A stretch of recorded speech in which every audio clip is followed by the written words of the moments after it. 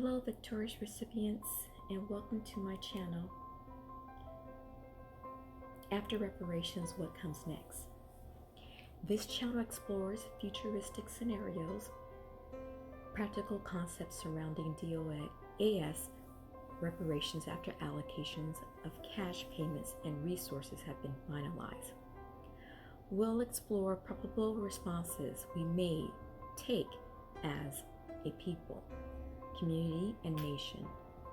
All depictions are artistic in nature and do not represent any actual living or dead person's life.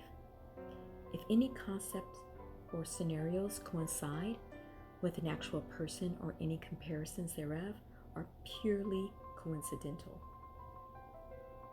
So let's continue where we left off from the second video. Traveling onward, we are somewhere between the 6th and 7th month of the reparations payment installments from a 4-package deal. We find ourselves at the advent of our third payment, which includes the issuing of land to a small number of DOS peoples who accepted the grants.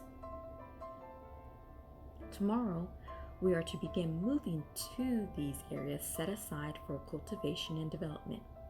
However, the setting was different than the European mass immigration of the early 20th century. For over the intervening months since our first checks were given, the opportunity to visit these areas, which were akin to small towns and mid-sized cities. Their locations were coastlines, rivers, valleys, open prairies, mountainous terrain, and woodlands. It never occurred to many of us that the developments were nearly or fully completed with standing family homes, shopping centers, grocery stores, parks, and recreation areas. These areas also included municipalities. We were informed such areas were in constant development, but earmarked for the affluent of America. However, due to recent population decline of white people, these hidden areas were now ghost towns. Not only were these places uninhabited, but most had never been used.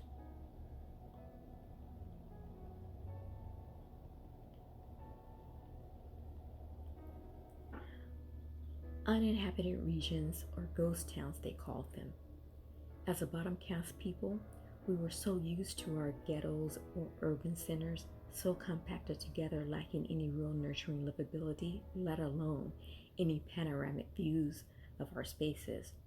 We were caught away, beside ourselves, that such well looked after places even existed as uninhabited. We knew straight away this would not be building from the ground up, but a handover of what was slated for them but bequeathed to us, ready to be used to build our new future. And it was marvelous in our eyes and daunting at the same time. These areas include a standing central government's office for our would-be city councilors or township representatives. As part of the land grant, federal assistance would continue to assist us for a protracted period of time, ensuring we would remain a protected group from any aggressive incursions. Our council representatives chosen by us were competent in getting the new arrivals up to speed. As new prospects, these tours made clear to all what real boots and straps looked like. Truth be told, we were giddy with excitement, like small children in Thunderland. We stood on what was clearly the heart of the new community, near the center of the town, marked by a man-made pond with seating and dining areas. We turned towards the right, and within eyeshot stood local empty stores and boutiques waiting for their new owners across the way. The cities had a balance of private and public areas, bike trails, and walkways abound, leading to expansive residential areas. These places were built well, with an eye toward coming times. while leaving room for the new recipients to establish its culture.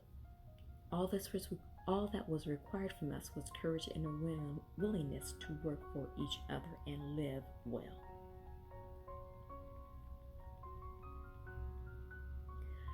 As one would imagine, the mainstream media, domestic and global, had much to say about this. Although it would be nice to imagine they would celebrate this momentous event, history teaches more likely they decried it. It didn't matter. We were at a point of no return. The state and national governments continued forward. The reporting, primarily by those who looked like DOAS people but were not, decried this new mass migration, questioning the wisdom behind it and the negative impact this would have on current municipalities. They openly raised concerns about how the loss of us would dismantle or disrupt the function of long-standing cities. They even surmised the failure of this project and wasted resources that would be best spent elsewhere. But underneath it all, we knew what the true reasons were, and among them was the real or unreal threat to their normality of thriving at our expense. They knew, as we have always known, America was built on subjugation and maintained on an oppressive caste system, which must have a bottom caste. This new thing happening across the USA meant a new bottom people would have to be chosen. As DOS people, we said in unison, take your pick of one of those other Americans.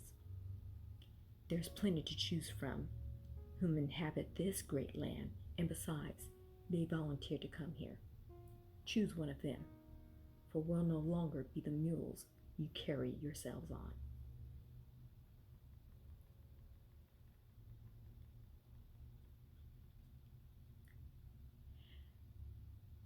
Now to take a moment to open a map.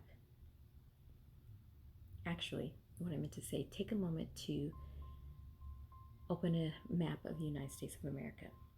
Don't forget about Alaska and Hawaii. Review it closely. Today's question is regarding that map.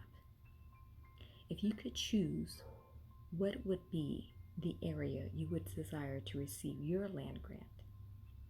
Pick your top 3 and list your answers in the comment section below.